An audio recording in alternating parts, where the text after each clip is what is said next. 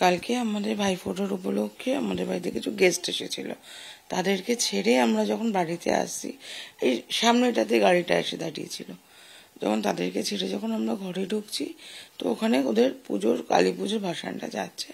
তো আমরা আমাদের ঘরের নিচে দাঁড়িয়ে দেখছি, ওখানে একটা ছেলে ও একটা বোম, একটু বড় সাইজের একটা বোম ছুঁড়ে মেরেছে, সে আমার পায়ের মাঝখানে ফেটেছে। আমি শুধু বলার মতো ওকে এইটুকু বলেছি যে এটা এইভাবে কে বোম ফাটায়, এইভাবে আনন্দ করছিস কর, এইভাবে করিস না। এই কারণে পুরো ওদের যতগুলো ছেলে ছিল সবাই এসে ঝাঁপিয়ে পড়ছে, 5-7টা ছেলে। তারা এমন অবস্থায়, মদ্যপ অবস্থায় ছিল যে তারা কোনো কথা শুনতে পাচ্ছে না কানে, কোনো মেয়ে বুঝতে পারছে না, বাচ্চা বুঝতে পারছে না, ওরা কিচ্ছু বুঝতে পারছে না। সেই টাইমে ছেলেকেও কি মারধর করেছে? না, ওকে মারধর করেনি, ওকে একটা পুশ করেছে, ধাক্কা দিয়েছে। আপনার ছেলেকে? হ্যাঁ। ছেলে কি পড়ে যায় তার ফলে? ছেলে বাঁচাতে যখন গেছিল তখন আমার ছেলেকে ওরা একটা ধাক্কা দিয়েছে, ও তারপর ওখান থেকে ভিড় থেকে বেরিয়ে এসেছে ভয়ের চোটে।